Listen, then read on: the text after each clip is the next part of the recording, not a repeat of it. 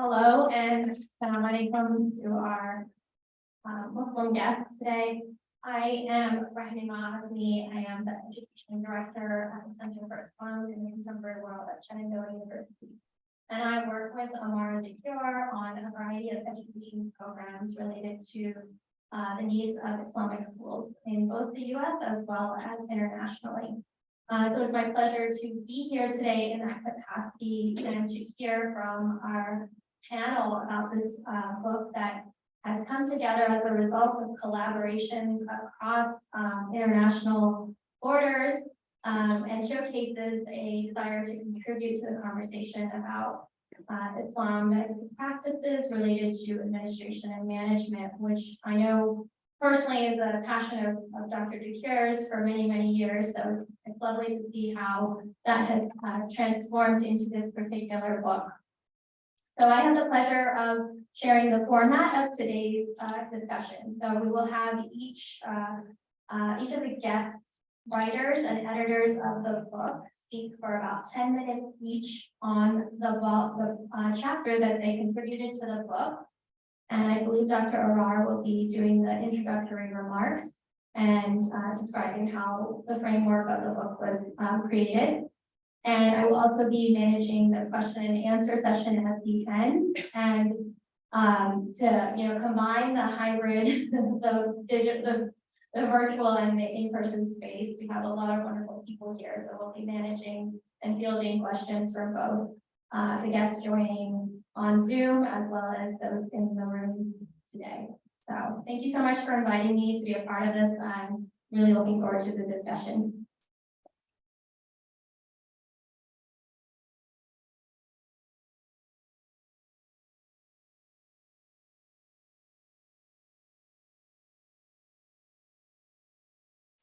Hello, Assalamualaikum. My name is Katsia, and I'm a student here at American University School of Education, studying elementary education. I also serve as the president of the Muslim Student Association here, and it is my pleasure to introduce the lead editor of the book, Dr. Amaarah, a professor of educational leadership and policy, doctoral programs at the College of Education at Texas State University. His international and comparative research scholarship included a connection to social justice, equity, and diversity in educational leadership and policy. His research interests contribute to a novel, robust, and significant way to the scholarship of social justice leadership and policy, more specifically to the area of refugee welcome education. For the past 2 decades, he has conducted studies in the Middle East, Europe, the Mediterranean, North America, and the United States, and published hundreds of scholarly papers and books. He was recently awarded the title of Honorary Professors of International Studies at Texas State University, and this year, AERA Division A honored him with the Excellence in Research Award 2023.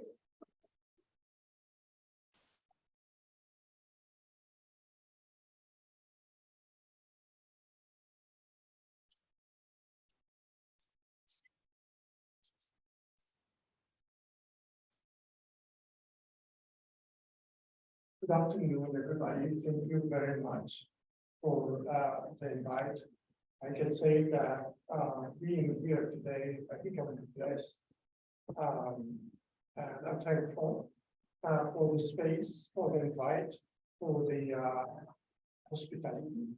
So it takes teaching and learning takes first invitation and deep hospitality, and like being, in a welcoming, space. So thank you for your welcome. So let me tell you how this book started. Because you can read about the book, you can read about the scholarship, but how all of this started.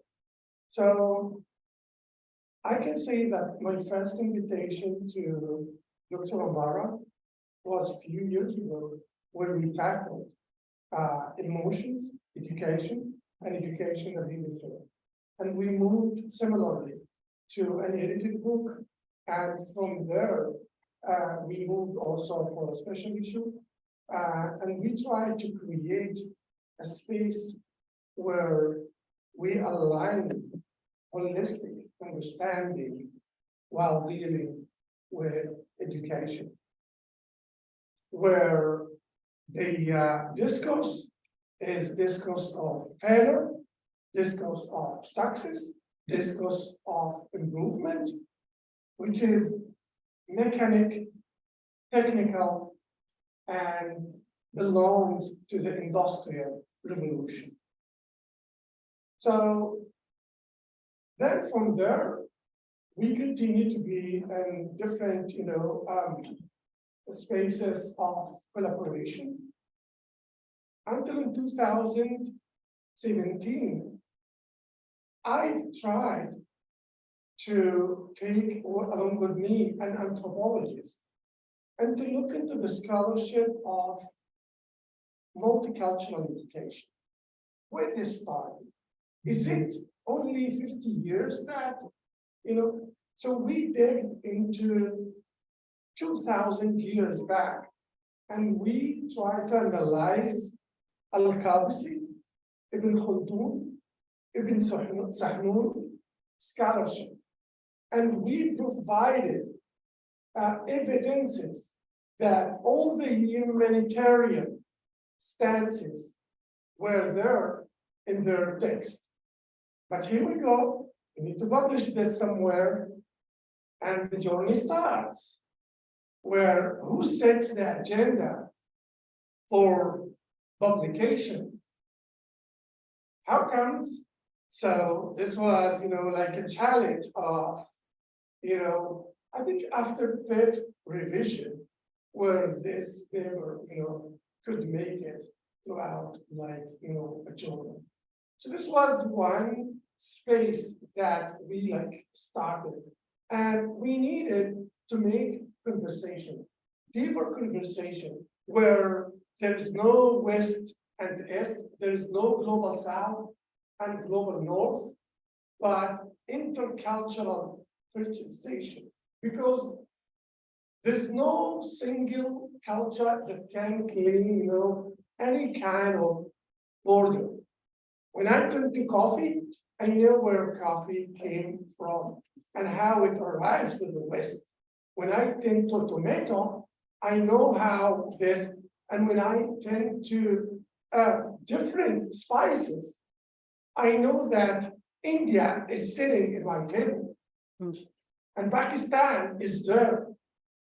And it is similarly the way that birds can make it without borders and spaces. They can make it. And the whole national and nationalism is only a product of 200 years only. Yeah, it's not that much. It's not that much where we want to create borders, exclusionary borders. So back to the scholarship of, so with that paper, we started to identify a kind of gap. So what happened since the 13th century until now? What defines Islam, Muslim scholarship? And within this scholarship, there were different exclusionary practices. If I go to CRT, it is the same. It is the same. So there is a dominance and a control of knowledge. So in this book, before starting the journey, we tried to scan the literature. Can I move? Yeah. So we tried to scan the literature on educational leadership and Islamic-based educational leadership. I need to.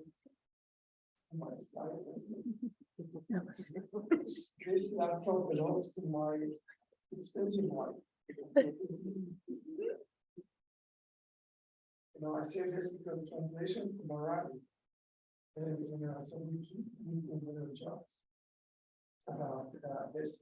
So it seeks to review the literature between 1990 and 2020. What's going on in this literature as far as to K-12 Islamic leadership and policy.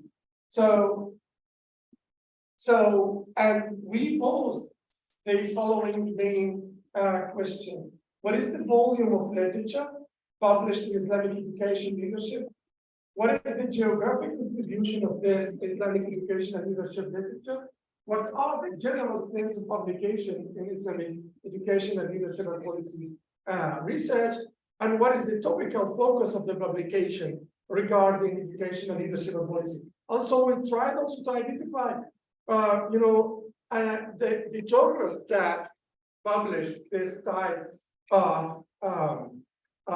So this was like the first step, and this is the first work to be done on examining the literature so that we can identify, gaps, coverage, etc. So we can identify 1,070 publications where we needed to read all abstracts and go down up to the publications that make it our inclusion criteria. So as you can see, as far as to the volume of publication, we see that there started to be like a jump in 2018, and this is because of dynamics of globalization. We can speak now, about a size of population of people who move that quite equal, the population of the United States. People who move are, counted about, 300 million people are in move with different facets, moves for work, and moves for like life after refugees, displaced, etc. So this scholarship, given globalization, given displacement, migration, and different work agendas, so this scholarship started to increase. As far as the type of the studies, most of the studies are, as you can see, conceptual. Several are empirical, while the most used methodology was qual, list of quant, and mixed methods, so that this, throughout this we can identify. Look at the scholarship. Do you see here any Arab country that supported this scholarship? It's amazing that this scholarship is coming, especially from scholars in the West. And also, of course, we dig into the names and who is doing what, but these are the countries that published this work. As far as to the journals, so religions, British Journal of Religious Education, Education and Administration and Leadership, Journal of Education, Administration and History, Race, Ethnicity and Education, with the most published journal. As you can see, the studies mention spirituality and leadership because it's a different type of leadership. When we speak about Islamic-based leadership, it is based on spirituality, where this was like a cool topic. Administration, stressors, etc. was the following, and then Islamic schooling, another following topic. As far as to leadership and leadership models and features, faith-based leadership was the most examined topic. Then charismatic leaderships, spiritual leadership, and community-based leadership, cultural relevant, democratic leadership, and strategic leadership. From this overview, of course, you can dig into the book, the chapter deeply. So in the context of the United States, one of the scholars that her work was like evident in terms of trying to promote an agenda of gender and leadership and throughout Islamic thought, while trying to dismantle the gender binary understanding and towards a holistic understanding. So your work was among the work that we identified. So I'm speaking your work, Amaarah. So gender has been exemplified throughout like different resistance regimes and practices of feminism, but a different type of feminism that we use. So it's a faith-based and community-based and not a binary feminism, and social justice of enabling school leaders prioritizing equity, community, and resistance were among the scholarship that, like in American Islamic based schools, have been extensively discussed. So I want to move to concluding thoughts so that other my colleagues can also share their chapters. So the majority of these studies conducted mainly in Asia, where the West comes, remarkably after Asia, while less publications came from Arab country. It is also, this study showed that a severe lack of studies about Islamic education and leadership. And this was one of the contributions of this book, that we tried to set the stage in terms of identifying terms that scholars can use. The general trend of publication revolved around Islamic education and leadership and policy, while few studies conducted systemic review on spirituality and leadership. So this is an area that can be further explored. The paper also on top relied on empirical methods and less conceptual and commentaries. And also there is like a kind of lack of rigor in terms of conceptualizing Islamic-based education and leadership, which took us to this book to conceptualize this. And I think Dr. Amaarah can agree with me that it took us a bunch of time to edit the book, but another equal bunch of time to end up the last chapter, because we needed to synthesize, and we were of less agreement than agreement, and we needed to come up with a model that first set the stage in terms of what are the terms that we need to use, what we synthesize out of the 15 chapters that we got in the book, and what is the next research and policy, leadership, professional development, and praxis agenda, intending, as the dean started, intending to Muslim children in our education, either public or private, in the United States and other spaces in the world. I want to stop here so to let others leave from here. Thank you very much. Thank you.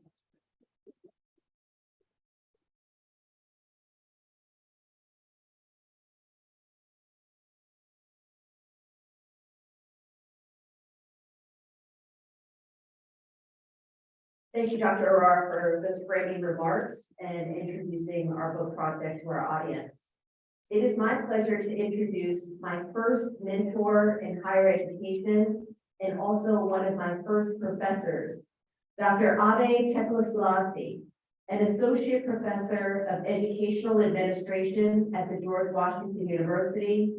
Dr. DeCuir's research interests include resiliency, and the development of protective factors among at-risk students, job satisfaction and mobility patterns of school principals, educational reform and policy in the international context, and women and minorities in educational leadership.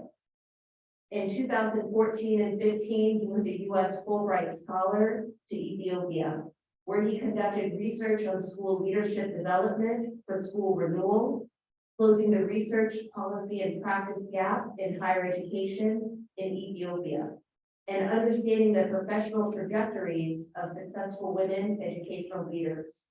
We have asked him to join us this afternoon and offer remarks about education leadership in the international context, reflecting on our co-edited volume. Dr. Tekla Selassie. Dr. DeCuir, thank you for that nice introduction. Every moment I learn it from you, so today as well, I'm sure I will learn from our colleagues here. Can you hear me well? My sound, by the way? Yes. Okay. So as I reflect reading this book, I just want to start with my own positionality as a scholar from Global South. I was born and raised in sub-Saharan Africa, in Ethiopia. I was a high school principal there, and also a university faculty member, a department chair in the educational leadership and administration program at Addis Ababa University. At the time, that was really 25 years ago.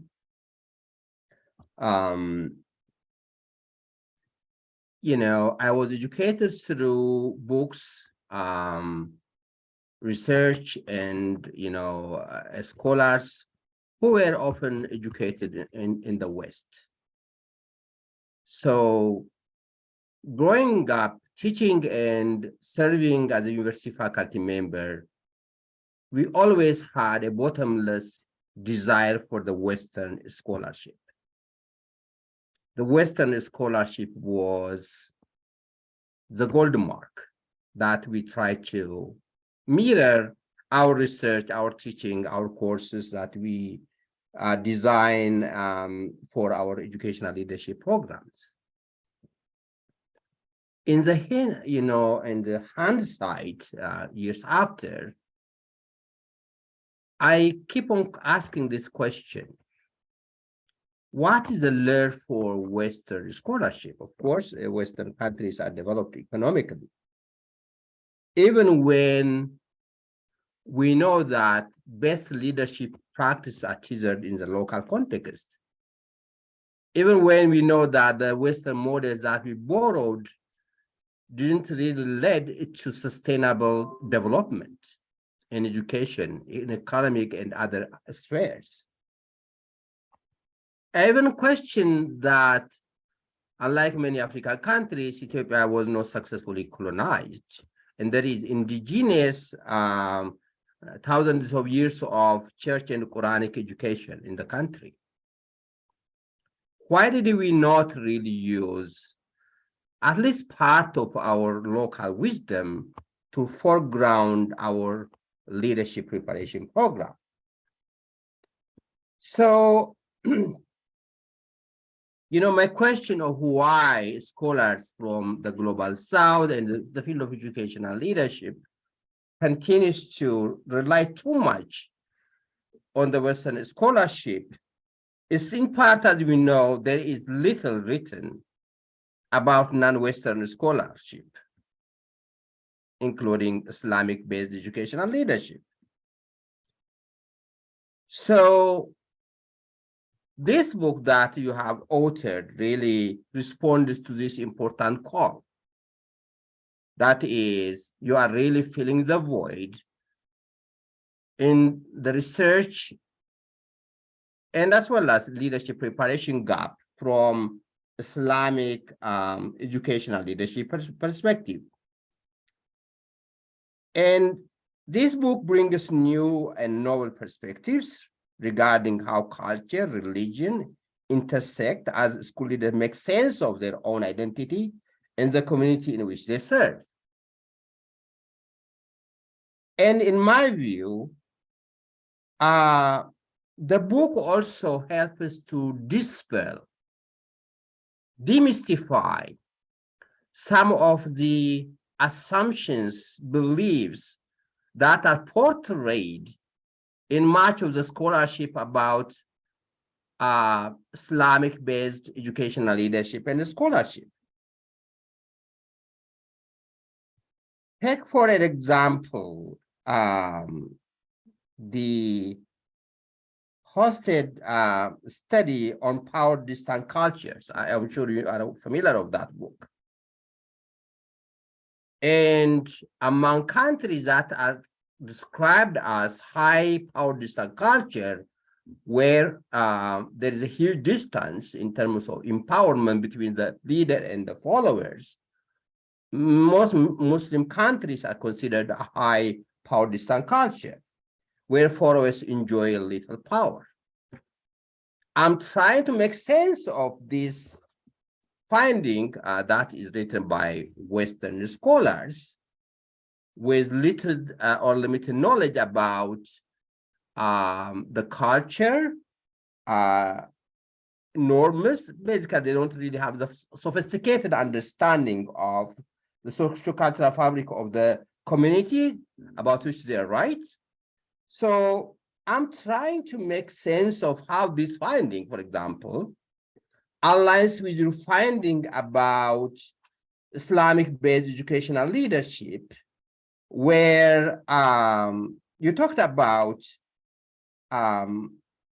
the concept of servant leader and guardian leader. That foregrounds that serving humans is part of Islam, as Islamic leaders serve their followers and care for their well-being. This doesn't really match up with how the broader Western scholarship portrays Islamic-based education or Islamic-based leadership. So your book is an important contribution to dispel and demystify such portrayal of Islamic-based educational leadership. And in my view, there are very successful heroine and heroic educational leaders that are really doing an important work in a difficult environment in many countries, including in Islamic schools. What do we know about the practice of these school leaders? If practice informs our theories, and also theories in turn informs practice, there are important work these school leaders are doing in different parts of the world. I had an opportunity to work on a partnership project with Saudi Arabia in the, with the University of Medina. And I traveled for 2 years between 2016 and 2018. I was able to see many school leaders who are really doing a fantastic job, especially women leaders. There is this statistics in Saudi Arabia where in every statistical measure you have it, female students actually beat male students in their educational achievement, although that doesn't match in terms of employment. This doesn't come by chance, especially in a context where there is, a single gender-based schools. There must be some important work women educational leaders are doing in those schools.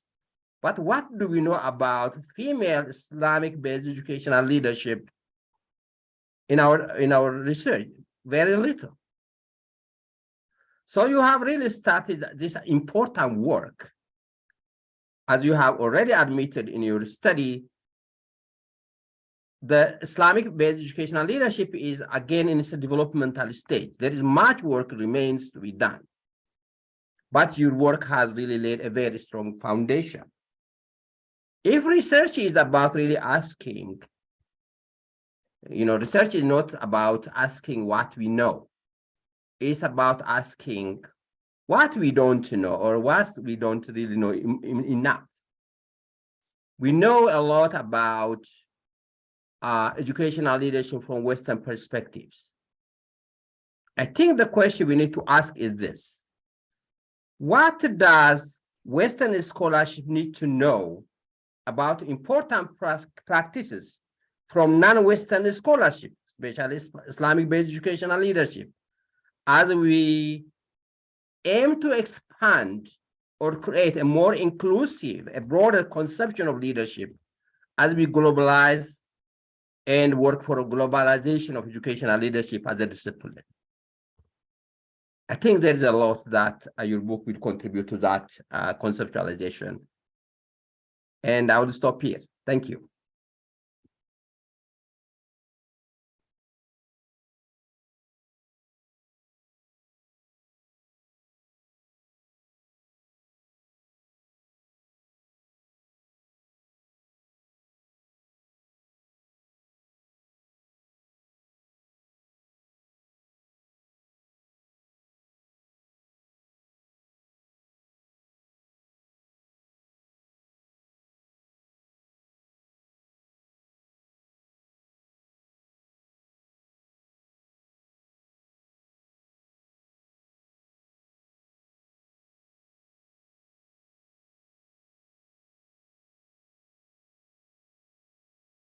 JPCC 2020 Innovation Award and was a Study UK Alumni Award finalist for social impact.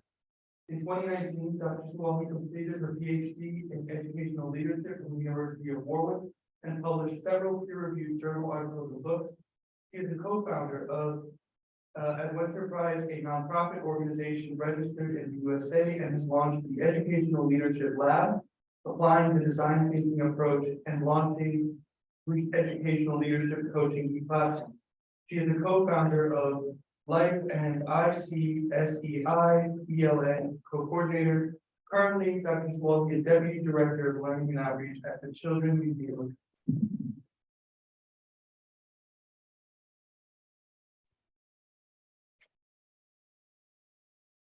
Assalamu alaikum. Hi, everyone. You can hear me well, right? Yes. Yes. Thank you for the kind invitation. It's an honor to be amongst you all. And this great opportunity, just after you had set the stage, Dr. Arar and Dr. Abdul, just to go through this important book. Why did we go through this journey and what are we aiming for? And I would like to thank all the authors that had contributed and participated within this volume. And as you can see that we have 3 sections where we try to combine their efforts to introduce the model and to highlight why are we introducing this new term, if we claim that this is a new term, Islamic-based education leadership. As we see that it's not only another or extra adjective that's been added to leadership or education leadership, as much as there is an important component that we need to understand. And as you had mentioned, Doctor, is just what do researchers or practitioners need to know about other context or other researchers. So the first section would talk about between past, future, and future new insights. This is something for all of us to reflect on and to see the research that we are reading in a new lens. The second section is talking about Islamic-based education leadership in secular countries. And the third one is about models and voices and new insights from Muslim communities, which is just another invitation for you to go through all of the chapters and to see what exactly are we referring to and why are we identifying that. As you had mentioned, there are many, the efforts had been in the previous centuries, but how much do we know? Either it's because of the lack of translation or because of the efforts that we're researching outside Western countries for many reasons. Now, when I was trying to explore teacher leadership in my thesis and my different studies, I was just referring, like many others, to Western context and trying to understand the same terms and the same ways of studying or exploring, or the methodologies had been used, which did not help me much. And while I was trying to explore and understand the nature of teacher leadership in Arab countries, that led me to something that's really important about defining and the terminology that's used.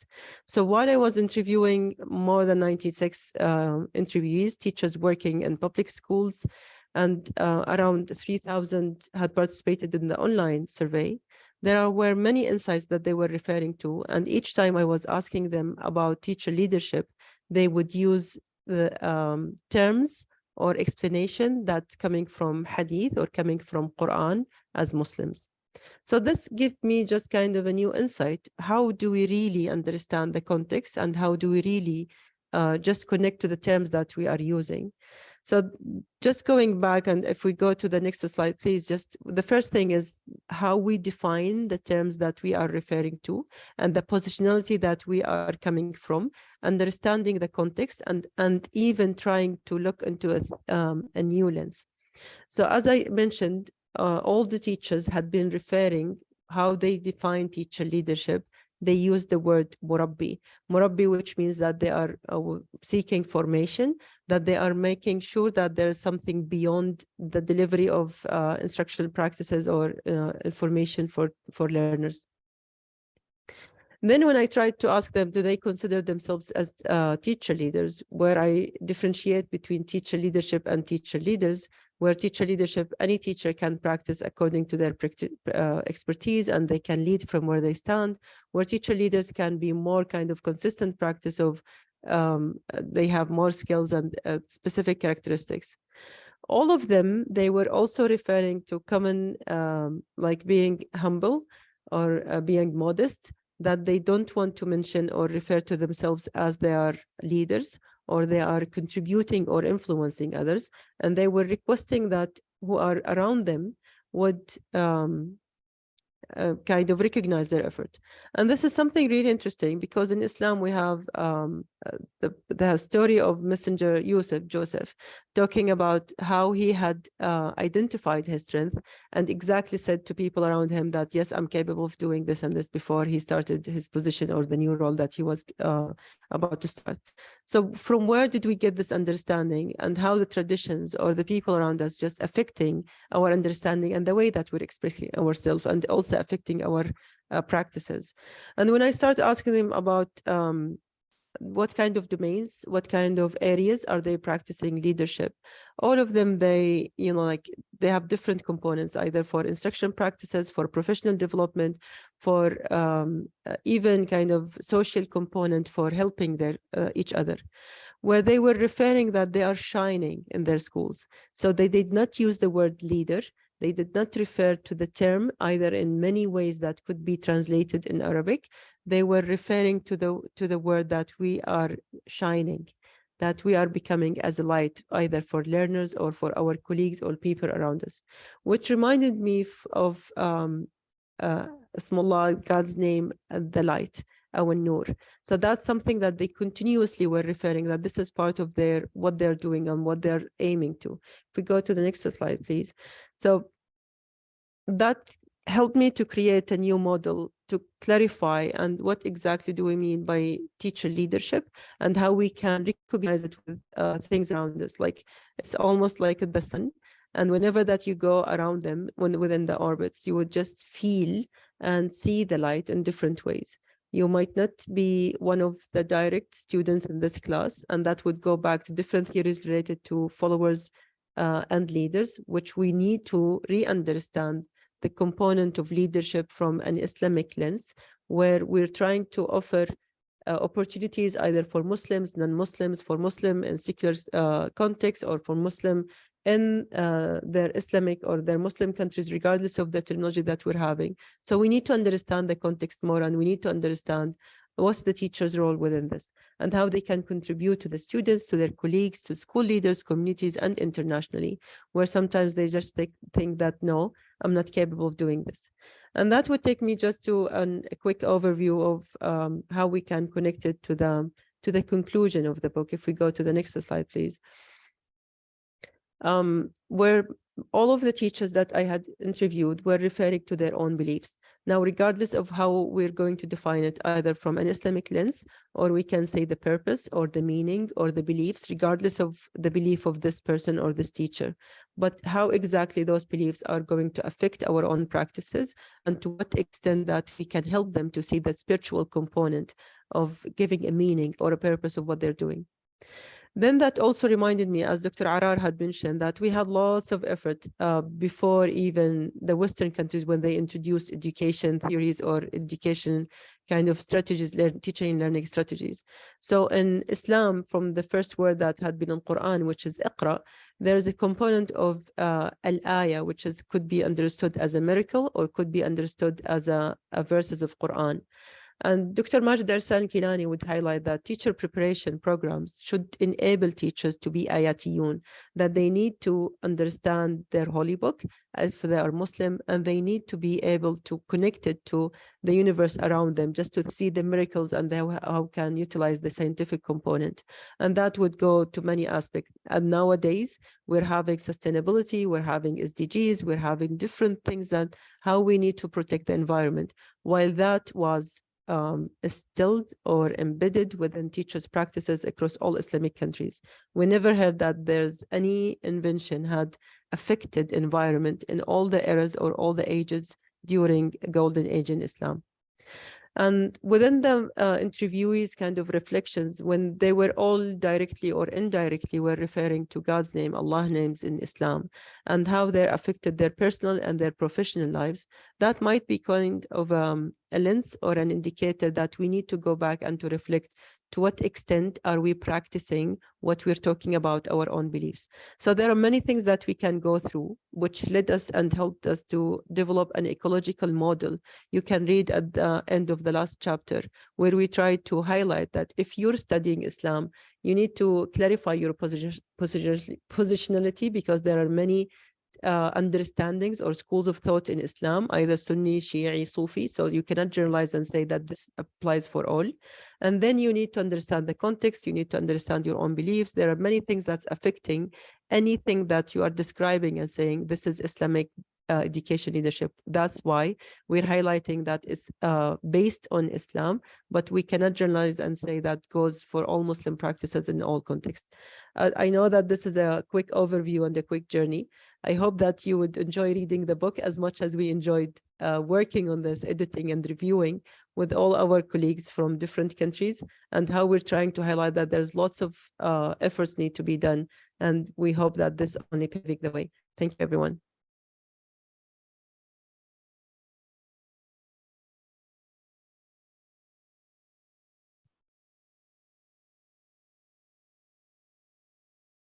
Thank you, Dr. Sawalati, for your theological input. Hello, everyone. Assalamu alaikum. My name is Noor Shana Ayers, and I am a graduate program coordinator here at the School of Education. It is my pleasure to introduce the third editor of the book, Dr. Amaarah DeCuir, Senior Professorial Lecturer in the School of Education and Senior Inclusive Pedagogy Fellow here at American University, and an Executive Board Member at the Center for Islam in the Contemporary World at Shenandoah University. Dr. DeCuir's scholarship spans the area of anti-racist pedagogy, Muslim student experiences, prophetic pedagogy, faith erasure, equity, anti-racism, and social justice, education leadership, teacher education, and faculty development.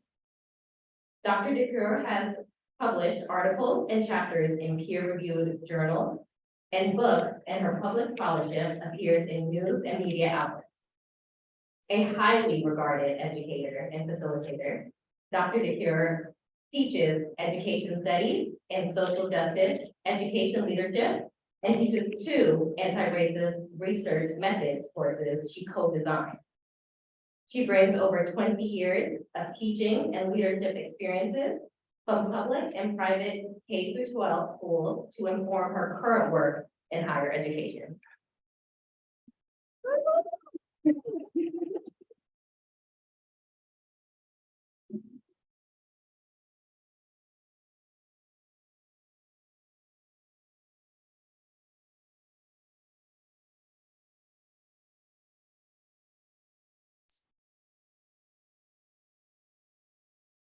So it's a pleasure to be here and to have all of you be here with me in this moment to celebrate and to talk about the launch of this book. My chapter that I'd like to present today is in the second chapter, the second section of the book, speaking about leadership context in secular countries. I began this work consistent with the other authors in an effort to engage in critical reflexivity. I first began by examining our sacred texts and also included an examination of Islamic scholarship to be able to create what I am presenting today as my articulation of Islamic-based anti-racist educational leadership. We can move to the next slide.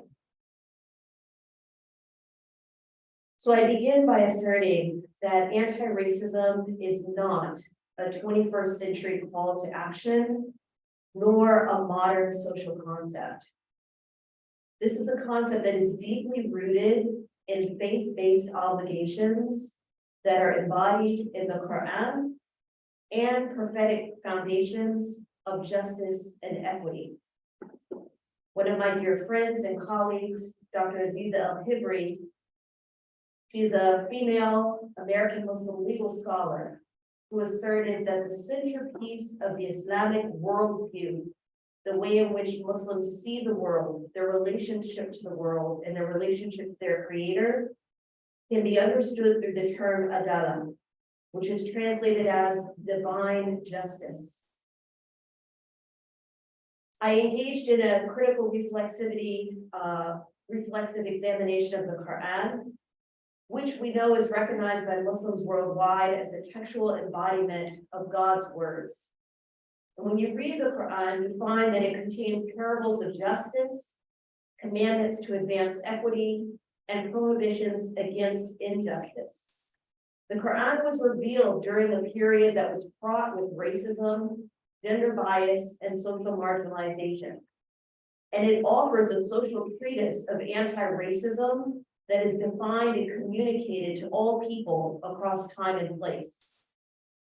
I also refer to the Sunnah, the prophetic traditions of Prophet Muhammad, representing the preserved collections of his sayings, attributes, actions, and teaching with others around him. He's identified by Muslims as the last prophet of God. And his wife Aisha was known to have said his character was the Quran.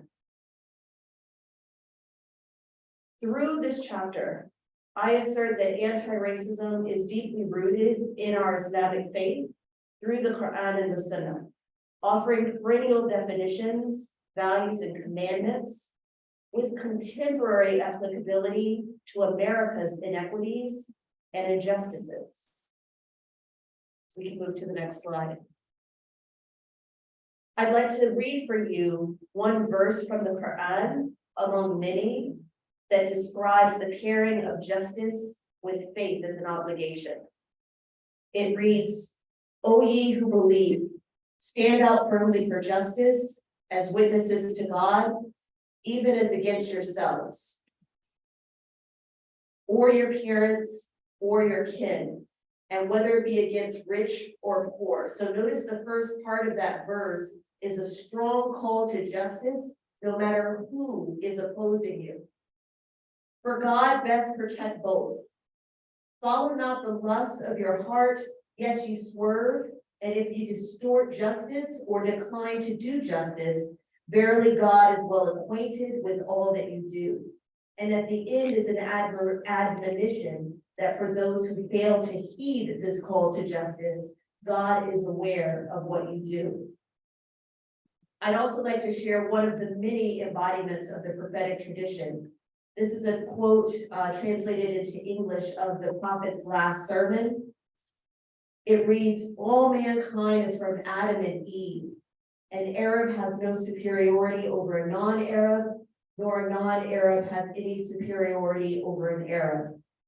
Also, a white has no superiority over a black, nor a black has any superiority over a white, except by piety and good action. Learn that every Muslim is a brother to every Muslim, and that the Muslims constitute one brotherhood. I want you to hear from this the denunciation of white supremacy culture, as well as embodiments of all racialized privileges. We know this is consistent with the core tenet of anti-racism to dismantle all attributes of supremacist thought. The second example from the prophetic tradition is a common saying, and this is its translation into English. Whoever of you sees an evil must then change it with his hand. If he is not able to do so, then he must change it with his tongue. And if he is not able to do so, then he must change it with his heart. And that is the slightest effect of faith.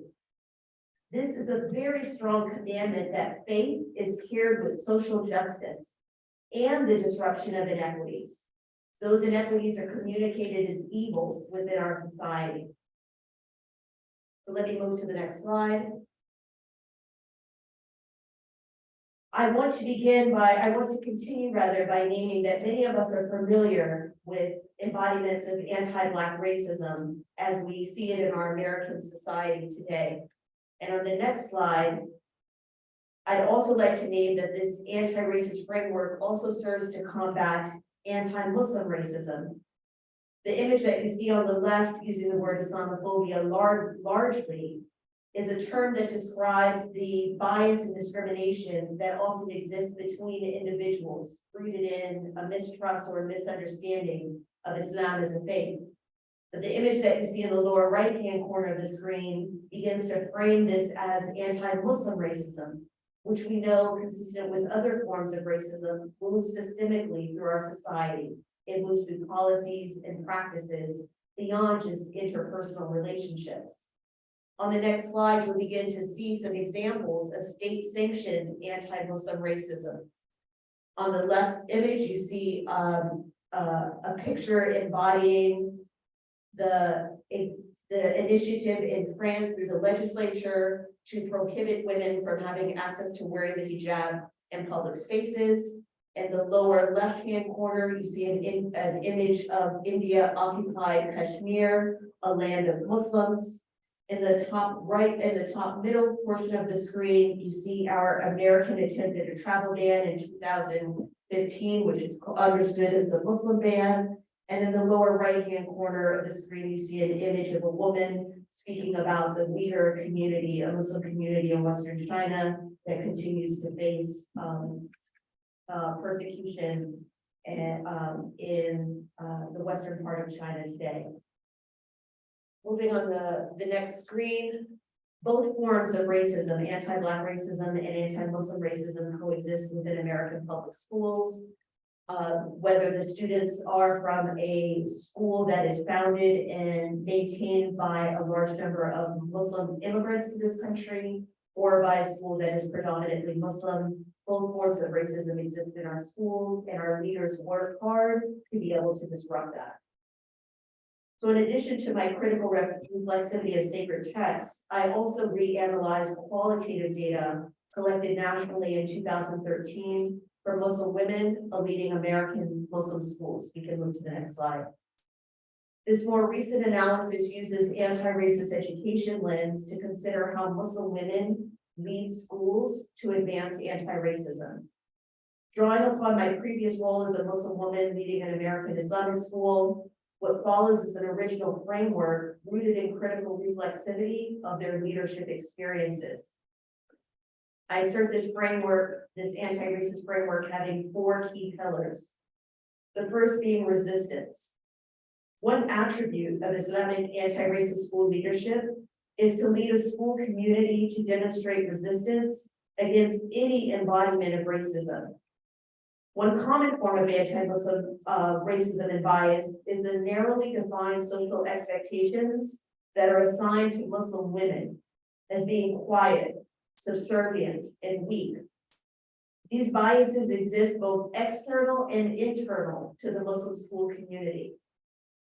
Externally, they reflect a larger social narrative of anti-Muslim racism and Islamophobia. Internally, it is recognized as a reproduction of gender-based bias and patriarchy that marginalizes Muslim women and their leadership efforts. These school leaders also actively promoted anti-racist leadership by leading their school communities to demonstrate resistance against multiple types of racism and injustice in their local areas. In addition to resistance, these women embody transformation. And we know that anti-racism seeks to transform systems, practices, and beliefs in our society to establish the perceived and realized equality of races. Islam, understood as a way of life, is a transformative faith that impacts social and public systems, as well as personal interactions, by establishing equity and justice through God consciousness. Across the network of school leaders included in this study, most of the women structured their transformative leadership actions around a prophetic practice of consensus building. This is a leadership practice of seeking consultation and collaboration from others to advance shared agendas for a community.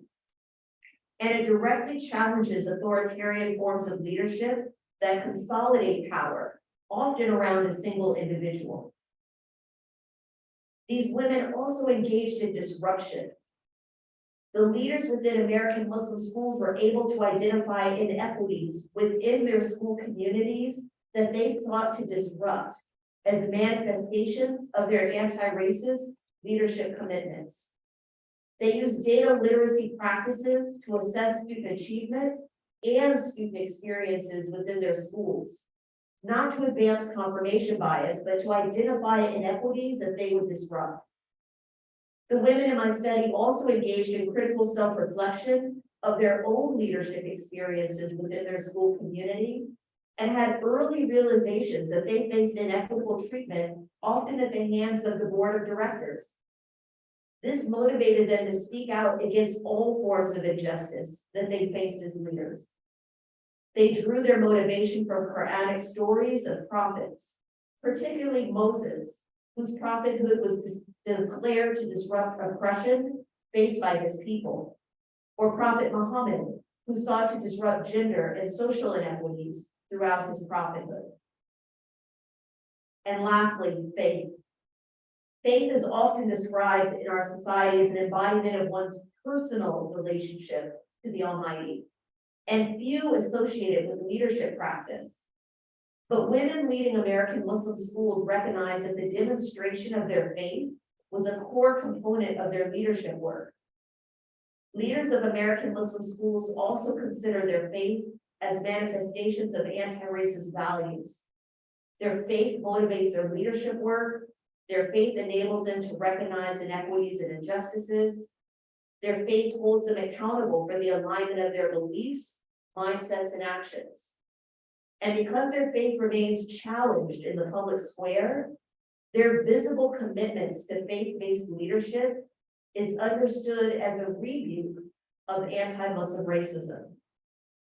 So together, these four components of resistance, transformation, disruption, and faith compose the four pillars of the framework that I am advancing through this chapter.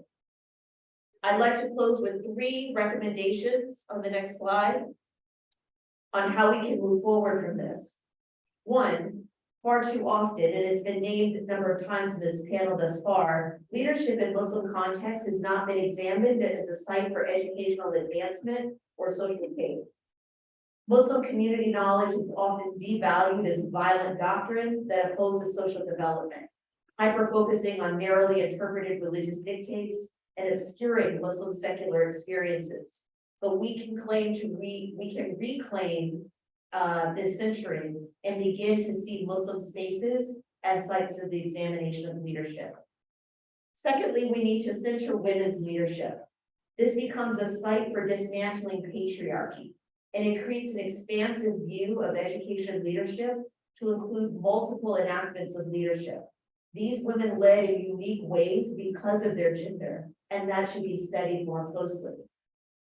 And lastly, to advance future research, we need our Islamic legal scholars to consider the work of leading in Muslim minoritized spaces. Too often, America and the West are not sites of examination for Islamic legal scholarship, but there are unique forms of leadership that are taking place in our unique settings, and we need to come together with the scholars of religious studies to better understand what are we experiencing today and how this can help to advance the needs of Muslim communities globally. Thank you for allowing me to share my remarks, and I look forward to our last co-editor speaking.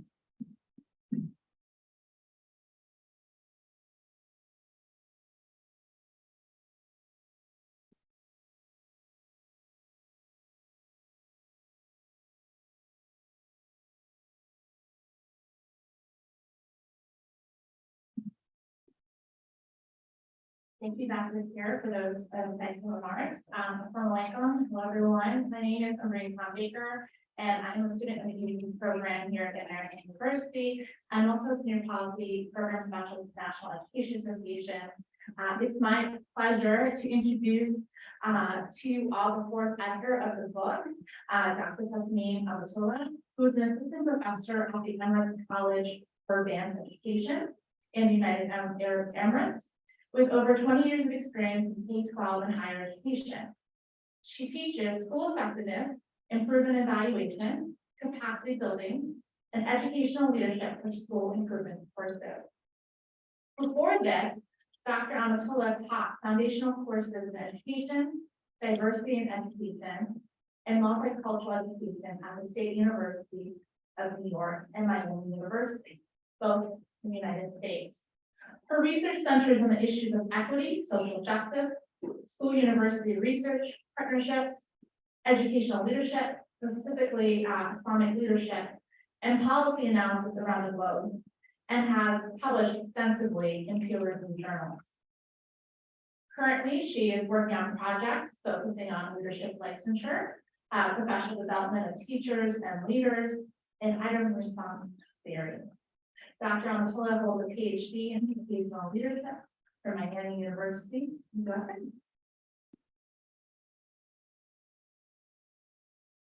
Thank you very much for the wonderful introductions. And Assalamu alaikum, everyone. Thank you to the organizers. Thank you, Dr. Amaarah, for this wonderful opportunity to share and spread the work that we have put together around a much needed, scholarship of Islamic-based educational leadership. So what I share here today is coming out from my dissertation research about female Islamic leadership practices in the context of Qatar, a small Gulf nation, which is actually the size of Connecticut. So what I'm drawing here is one of the narratives that was developed as part of my work out of the 3 leadership stories that I put together in my dissertation. So the focus here is to understand and explore a very thick story of what it is to be a female Qatari educational leader in the context of Qatar in higher education, and trying to explore how she has maneuvered her leadership role, and then analyzing what her story says in the light of an Islamic leadership framework. So the background, as I said, it is from the country of Qatar, and as we know, this nation practices Sharia as its legislative law, which is, following the Islamic teachings, the Quran, and the Sunnah of the Prophet. However, the country is also progressive in its way of practicing Islam. Yes, the religious, traditions and values and practices are present and heavily practiced, but at the same time, they're very open-minded and give significance to critical thinking skills and integrate it in their education system. And definitely the country is, very ambitious to develop and sustain human capacity. They want to move away from, the natural resources-based kind of economy to a knowledge-based economy. And this is happening with, collective participation from the entire community in Qatar. And there is a high participation of women in the workforce there. However, it's again, depending upon what positions the women take and how they perform their roles, but we can see many, many, many females in the top leadership roles in Qatar. So here, what I use is the Islamic educational leadership theory and practice, although very, little literature is published around this scope, but there were some nice, scholarly dissertations published in this area. A few very highly recognized scholars who had written some, peer-reviewed journal manuscripts. And what I chose here was a framework that comes from Dr. Asif Ipadella, who has examined the entire hadith book, Riyadh al-Salihin, which has about 1,896, teachings and sayings of our Prophet Muhammad, peace be upon him. And he put together a framework which I utilize in my study. But also I draw from, the educational leadership discourse, and from two scholars. One is from Rost, which says that leadership is more about an interaction between the leader, the followers, the situation, because leadership is not just about like one particular individual, but it is a collective social responsibility and exercise, which happens in a particular context, which happens in a particular situation. In addition to that, I draw from scholars Bikun and Badawi, who define leadership as a trust, which is an amana, which is something we are responsible for. And it is, again, we are accountable for our actions and deeds that we do in our leadership role. So we want to do the best to support whoever we are, accountable towards, guide them, protect them, and to treat them justly. So the conceptual framework, as I mentioned, I'm drawing from this particular dissertation, which upon the analysis of the entire Hadith book, came up with two overarching themes, or the categories, we can say. So one was, after analyzing all the Hadith, the prominent theme was about the modeling and directing behaviors of Prophet Muhammad, peace be upon him.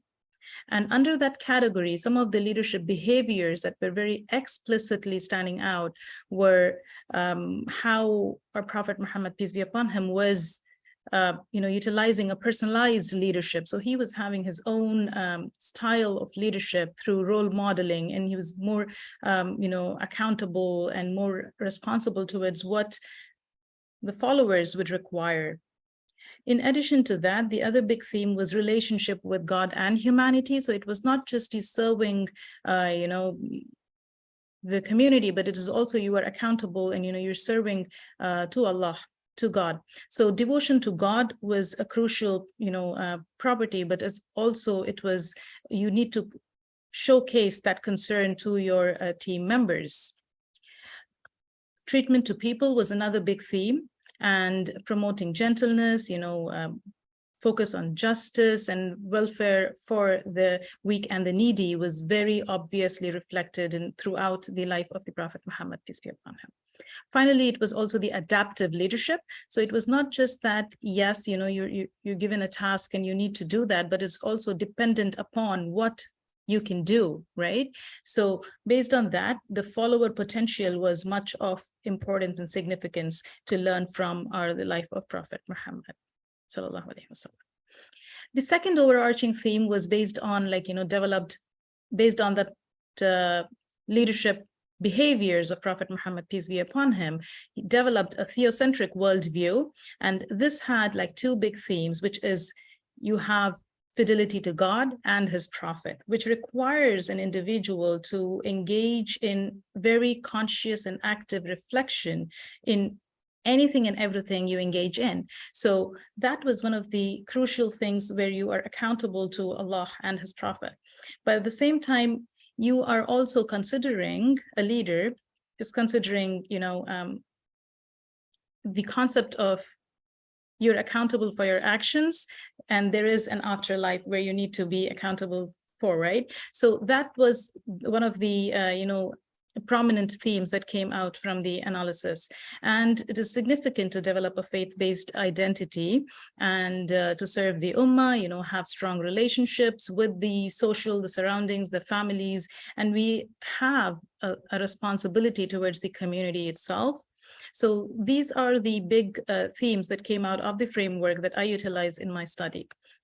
So methodologically, I chose to use an interpretivist discourse and narrative inquiry for this study to tell the story of my leader. And using these methodological options helped me to explain those stories, understand their experience and retell their stories the way they experience it and the way they narrate it. So it was not my understanding. And I also ensured to, share my understanding to confirm it with the leaders themselves. Some of the questions I asked in order to develop their story was how do you really define educational leadership? And what is the influence of your local context in your role? How do you make decisions? What is your specific leadership style? What does it mean to be a female leader? And, were there any challenges? Just closing, I asked a statement can you complete the statement for me? So what does it feel like to be a female leader in higher education in Qatar? So what the leader told me, and the way I analyzed her entire story, it looked like Sarah, my leader, was a very ambitious leader, and she explicitly mentioned, for me, it's more like I communicate with the minds of the people. So that story, I'm going to capture it in a few direct quotations from my leader. So when asked, how do you really define leadership, it becomes like she was very clearly saying, I need to have a clear vision. Without that, I cannot communicate with my people. Upon commenting on, so what is it to be a female leader? She said, female leadership is much stronger than male leadership. And she was able to connect to, gender-specific roles that she used to perform in her childhood. But she was very optimistic. And she said, that actually made me more, multitasking-oriented person that men can't do. Well, this is actually debatable. So apologies to all the men around me here. And then thinking about the context, the nation itself in which she operates, she serves, she said, Qatar as a nation has actually supported women a lot in the recent years for education. So that empowerment is coming from the country itself, an Islamic nation. In her leadership, she is very cognizant of seeking input from all her team members and empowering her colleagues, which is a part of the Islamic leadership, consultation, shura, and all of those things, which will follow in the next slide. And she always seeks for opportunities and finds out ways she can grow, she can support, and she can also in turn contribute to the organization's development. A very reflexive person too. So she has learned from her mistakes, she has learned from the obstacles that she's come across. And she believes that if we don't have these obstacles, you cannot really refine your personality. But one big idea that ran across all the three stories in my dissertation was female leaders. They spoke very explicitly stating that, Islam is misconceived. We have more cultural influences that actually paints a different picture than what Islam is. So culture operates basically under the disguise of Islam. And Islam, whereas on the contrary, Islam actually empowers her and supports her in her leadership role. So those are some key ideas. And when I asked her the closing statement, what does it mean for her to be a female leader? She said, it is to have nonstop ambitions for me and fight for reliable and sustainable changes. So now, initially, when the questions were asked, there was no direct reference to how do you perceive leadership from an Islamic lens and so on. It was a very natural, just open questions related to the leadership practices. And then this theoretical lens was applied to the findings. And what I found was the two big themes that the framework offered to me, merged them all together, and I saw like, several sub-themes that could fall into those main themes, such as the personalized leadership. From the quotations, you would have noticed that Sarah was actually a very visionary leader. One of the instances is what I put there. She also used to believe in empowerment, in which she used to delegate tasks to her team members. She was very task oriented. She wanted results, and she was a very responsible person too. Likewise, for the treatment of the people, she believed in, again, enabling or having that culture of respect within her team members and empowering her colleagues. Yes, she also exhibited adaptive leadership because she strongly believed in whatever the capacity of her team members, and then she would communicate with them in such a fashion that she can uplift them, she can empower them eventually through scaffolded tasks. Likewise, her relationship with God and humanity was more, around the themes of being more collaborative in nature, being very open in communication and consulting. Most of the decision-making actions came through consultation. Fidelity to God and prophet, she was explicitly stating, in my practices, it's always in my mind that I consider what is halal, like what is permitted in Islam, and I don't, really go around what is haram or forbidden in Islam. So that was the underlying, principle or value she holds for herself in her leadership role. And she, in the form of developing a faith-based identity, she was very much community-oriented person. In addition to her job itself, she was also a more community-focused person, where she engaged in many empowerment tasks, counseling, and other possible activities. In addition to that particular framework, some of the supports and challenges systems also came into limelight through her story. The support system, she acknowledged that her family has been a very strong support, the supervisors throughout her graduate program, and Qatar as a country itself, supported her in her future education. With the challenges, yes, the femaleness, the gender segregated or, the gender stereotyped tasks were creating issues for her. But at the same time, again, as I said, she was trying to be very optimistic. She took all challenges head on, and she faced them. And the other huge challenge was the culture versus Islam misinterpretation. So this led, all of this synthesis and analyzing it through the leadership framework offered like 3 big recommendations or implications for leaders, because the nation is investing so much, and this has to be taken to other contexts as well. Leaders basically need to consciously self-reflect. They need to think about their own leadership practices, and specifically Muslim educational leaders need to follow the teachings from the Quran and the Sunnah of Prophet Muhammad, peace be upon him. As Dr. Rania also mentioned, thinking about their own positionalities, where they are coming from and what values and principles they hold would make a leader reflexive.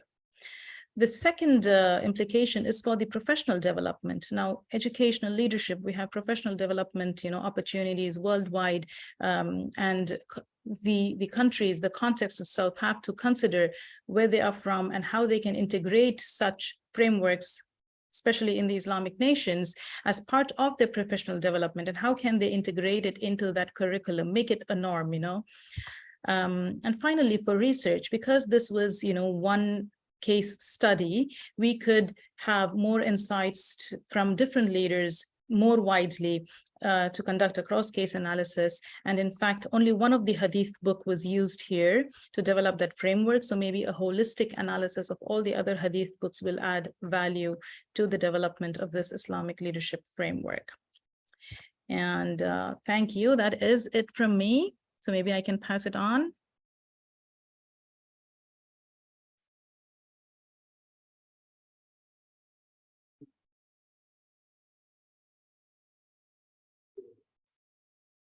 That should be ready. You don't want to fill the questions together. Are you sure you don't want to just fill the questions together? You and Dr. Amaarah? We can at the front. Why don't you ask for the questions. Sure. We'll field them like that. Because I'd like to include Rania and Tasneem on that. Yeah. Thank you so much to all of the panelists today and also the comments from Dr. Teklasa, I think. I apologize if I'm mispronouncing that. I just wanted to reflect a little bit since he went earlier on some of the comments that he made and remind us of his suggestions in regards to this edited volume. He mentioned that this volume dispels and demystifies certain perceptions of Islamic leadership models. He also reflected on the fact that oftentimes Western scholarship dismisses other framing, and that maybe we should be asking the question of what can we learn from Islamic Muslim societies, and maybe also what are things that we might be ignoring or overlooking in terms of leadership in particular. Female leadership in particular was something that he noted as distinctive about this volume in particular. And of the three panelists, the focus was on female leadership. So I hope that having that in mind, maybe we can take some questions from the live audience as well as the virtual audience. And we have Dr. Arar here and Dr. DeCuir, and then Dr. Swalhi and Dr. Amatullah on Zoom.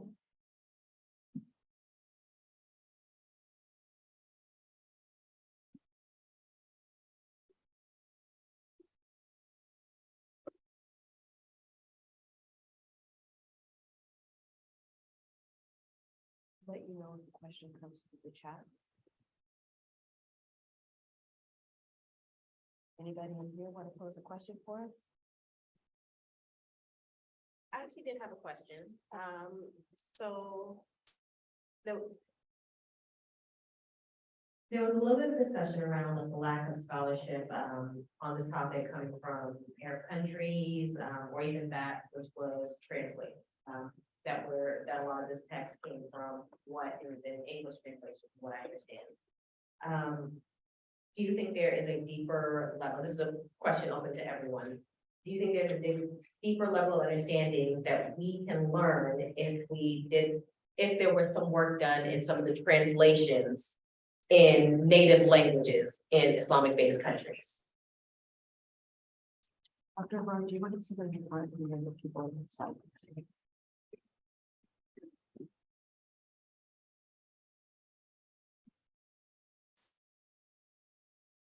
Thank you for the question. I think it's a very wise and interesting question. When we look at this, when we decided to look at this scholarship, we aimed at analyzing scholarship in English. And we know that publication agenda globally is set by Anglophonic, academic, institutions or publishers. Therefore, different translated words from Arabic to English are less evident in this regard. This is one, two. Also, there is, and this is beyond this word, there is a less spaces for robust publication in Arabic language. And three institutions of higher education in the West tend to require publication as part of establishing the academic professoriate, which is less evident in Arab countries and universities. Of course, I'm generalizing. There are diversities and there are differences. So this is one. The strength of this volume specifically that it represents different geographic areas. It is also represents different cultures, different spaces, different contexts. I can say that Well, some of the works came from Indonesia, Pakistan. Others came from Turkey, where we could learn about different practices of education and leadership. Others came from Arab countries, Qatar, United Arab Emirates, and other countries. And also different works came from the West, mainly the United States, Australia, and also the UK. So we tried also to fill this gap in terms of like extending this scholarship and synthesize it and also presenting different spaces. Also the issue of vegetarian, discourse, majority and minority and minoritized, discourse even in the West is another aspect that we tried also to like a gap that we tried also to both discuss and cover. One of also the ambitious aims of the book was from the first chapter that I just presented and the last chapter that we concluded with. We tried to also bridge the gap between the scholarship in the 13th, back to the 13th century and the contemporary and the current. Because, there are different streams of scholarship where the Islamic scholarship is being, faith-based and less tending to different, praxis for education. So we try to make this bridge, if we can say, bridge between, scholarships, between people, between context, and ideas. Yeah, thank you. Do you want to add to this?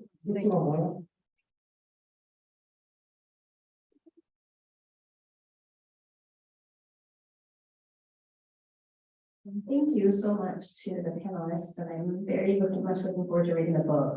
I think one of the things I'm curious about when I kind of heard across the sections of the chapters, Dr. R, where you started, you shared with us this idea of there being no single culture making a claim and trying to really move away from this divide between global north, global south, east, west.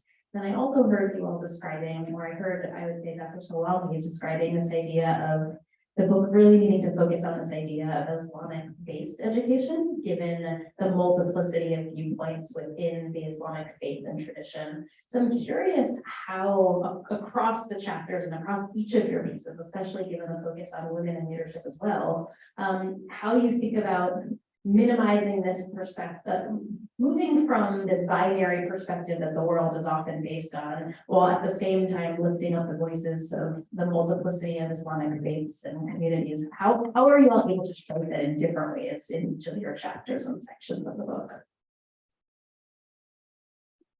That's an excellent question. Dr. DeCuir, would you like to take it? Okay, Dr. Sawalhi? Amaarah, Dr. DeCuir is suggesting that maybe you can take that one. Yes, thank you. I heard the question and it's really interesting. I will connect it also with the first question that you had addressed. There's an issue with translating and being aware of the current and the old or the previous kind of contributions, which we as Arabs or non-English speakers, or even for non-Arabic speakers, we need to make sure that we're contributing and sharing. Now, while we're identifying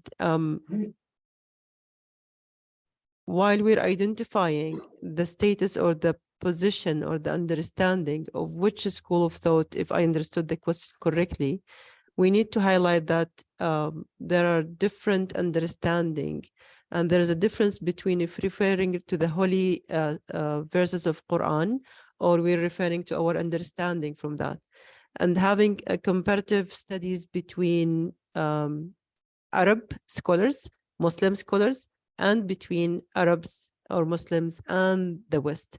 There are many things that we need to identify the methodology. We need to identify the process itself that generated the knowledge, or how we're producing the knowledge about education practices. So this is something that we need to highlight, and we had tried to address it within the book, while we're trying to identify different voices and to show that there are different ways of implementing within the module that we had presented in the last chapter, so that whatever that we're studying, or regardless of the context or the practice, there are specific things that need to be identified to help the researcher or the practitioner to understand and to have a bigger picture of what had been mentioned or identified. I hope that would answer the question. Dr. Arar, Dr. Amaarah, Tasneem, if you'd like to. I just add. like, yeah, I just, Rania, want to add to your like excellent, answer to this, So we think that like often leadership in Muslim country has not been like examined in a dignifying way. So there's like a kind of like supremacy in terms of knowledge and knowledge production, and then this is manifesting in what we value. Do we value this knowledge as part of like education change or not? And then what we try to come up with a model that like hyper focused and fractionalize different knowledge both in the West and in the East, where the model that we presented in the end of the book speaks to non-Muslim leaders as well. So we are not going to say, okay, this is a model that is going to be applied only for Muslim or Islamic-based leadership. We are arguing that also non-Muslim leaders can learn a lot out of the scholarship and out of the model that proposed. So we are providing another like opportunity for fertilizing of knowledge. This is one. Also, Muslim leading education organization in non-Muslim spaces can learn a lot out of this, and also the Muslim educators want to utilize Islamic and a human understanding of social justice based on recognition of different, like faith-based values, cultures, etc., can also take a lot out of this model that highlights the need of recognizing different cultures throughout cultural relevance pedagogy. That is one of like the suggestion here. So the praxis that we suggest is intercultural in its understanding, and bridges the gap that has not been evident in a more ethno-Western centric scholarship.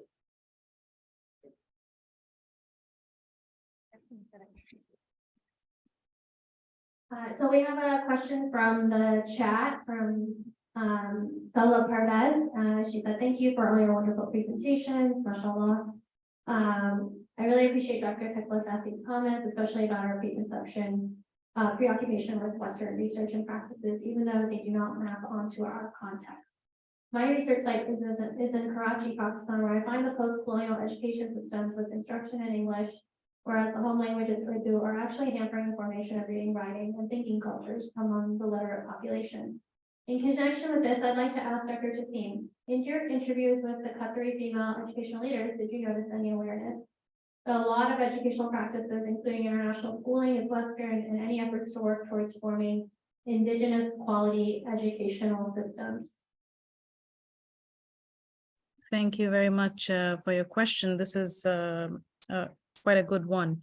So yes, one of the female leaders did actually acknowledge that my research, in fact, gave her the opportunity to reflect very deeply and very reflexively on her leadership practices, which she never actually took out the time to do so. So she did, in her reflection, state that, there is so much coming from the Islamic literature that I never even thought of, when actually carrying out or enacting my leadership practices. And that was one of the main contributions. I felt very rewarding that at least, a few leaders considered to reflect on their leadership practices. Where is it actually coming from? Is it from the Western literature that I've actually studied and pursued my doctorate in? Or is it actually coming from the way I was raised and brought up, through the values that I was, brought up with the Islamic surroundings? So that is one part of your question. With regards to the international schooling as a nation, and that is not coming from my research, but from my experience of having served in Qatar as an educator and a researcher, the country itself is actually very cognizant of the policy borrowing systems and how they have to more contextualize the curriculum and the experiences for the children there. So the curriculum is, very much contextualized, but again, the medium of instruction, and Rania can add more onto this to elaborate, is still in English, right, Rania? So, but, I think the scholars are aware of what the concern you are raising here, teaching in English, but then it is hampering the skill set that we really want our students or children to take away with. So that's again, policymakers, the educators are considering that, but there is lots to happen in that area. Would you like to add, Rania, something there? That's a totally different scope and taking us for international Yes. schooling and what is happening within specific in Arab countries. But Tasneem is referring because I work in Qatar. So there's a huge impact and emphasis of what's happening within international schools and their impact on the generation, the loss of identity, and the impact of not being able to use their native mother tongue, which is Arabic.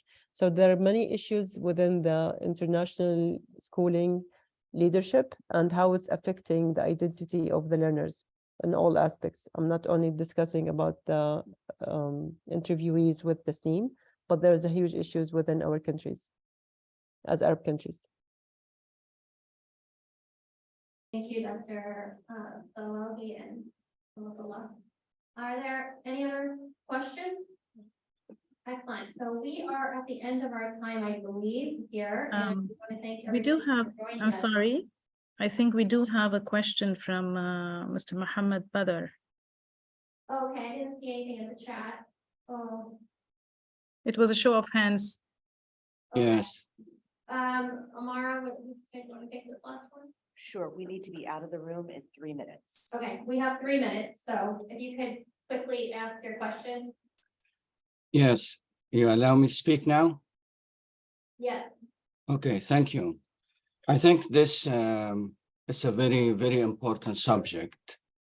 And I'm speaking as in the education administration for Islamic schools here in Houston, Darul Arqam School. I really want to share with you quick, within the 2 minutes, what is the problem. I think the problem is dual education. In all schools in the United States and even overseas, we have a dual education system. And that raises a question, what's really an Islamic school? It is just to have a hijab or teach Quran. I think this is the big challenge we have. Number 2, I have a problem with the title of the book. It says Islamic-based education. I like that statement. But when it comes to the word leadership, there is a switch here. Where I'm going to teaching, the delivery, or I'm going to the curricula. And I found that I was not really having opportunity to review the book, but through the presentation, I saw that the focus on teaching. And this way we are putting the carriage in front of the horse. How can I teach and I don't have a curriculum? And that comes to the point of Islamic-based education. In another way, how we connect between religion, the revealed book, and the work of the mind, sciences. That's the way we overcome the dual education system. I think if we... Brother Mohammed, I'm so sorry to cut you off, but we are, unfortunately, our time is over. I think you speak from the telephone or from a microphone. I cannot hear you. I'm sorry. I Okay. heard Rania and Tasneem very well, Okay. but I cannot hear you. But Okay, I will stop anyway. We're I going will to close stop. now. Yes, thank you so much. I'm going to turn it over to Dr. Cohen for the final closing. I didn't understand your question. I just want to thank everybody for this really exceptional afternoon. I first want to start and thank the book editor, Dr. Arar, for making time to travel here and share your wisdom and thoughts and perspective and deepen our conversation. I want to appreciate all of the authors of the book who joined us this afternoon, Dr. Sawalhi, Dr. Amatullah, and special thank you to our very own Dr. Amaarah DeCuir here at the School of Education, who is continuing to push on what anti-racism education must look like. And I also want to thank our guest, Dr. Ted, I'm gonna butcher his name, sorry. Dr. T is when you. Awesome. Thank you, Dr. T, for your insight. And I lastly want to thank all of our staff and students who came to help organize, moderate, share their time. And thank you to your guests. Thank you to everybody who joined us virtually and here in person. We look forward to getting to share and disseminate. And frankly, this is the first of this type of book talk here, sponsored here. And we are looking forward to the continued conversation, as I very much appreciate the push to how this can impact Islamic-based education, but also education leaders across the country, and really taking down paradigms and binaries that we have falsely constructed. Thank you so much, and I hope you all are safe and healthy and have a great evening. Thank you, everyone.